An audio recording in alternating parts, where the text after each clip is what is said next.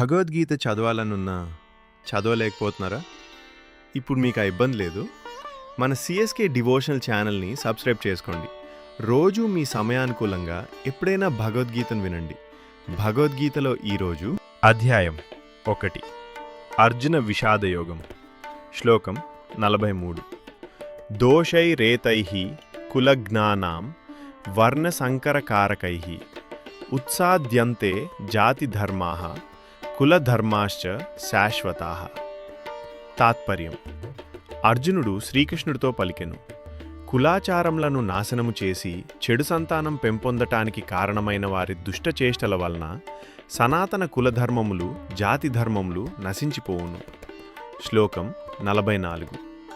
ఉత్సన్న కులధర్మాణం మనుష్యాణం జనార్దన నరకే నియతం వాసః భవతీత్యనుశుశ్రుం.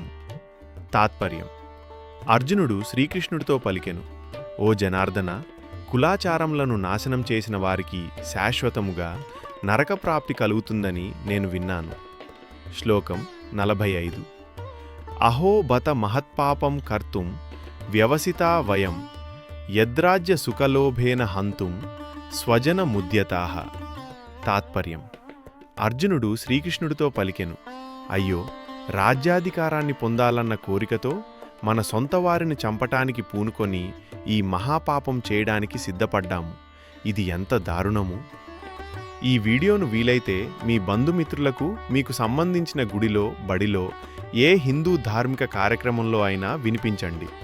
శ్రీమద్ భగవద్గీత వికాసానికి మీ వంతు కృషి చేయండి. ఆ శ్రీమన్నారాయణుడి దివ్యాశీస్సులు పొందండి. తర్వాతి వీడియోలో 46 మరియు 47వ శ్లోకం గురించి తెలుసుకుందాం. వీడియో నచ్చితే లైక్ చేయండి.